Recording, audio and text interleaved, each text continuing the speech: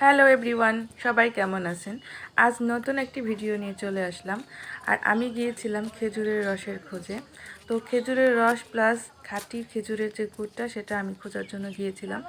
তো এখানে হচ্ছে খেজুর গাছগুলো দেখা যাচ্ছে, আর এটা খুবই সুন্দর একটি জায়গা।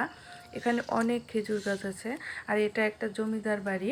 তো এখানে হচ্ছে খেজুরের রস বানানো হয়। তো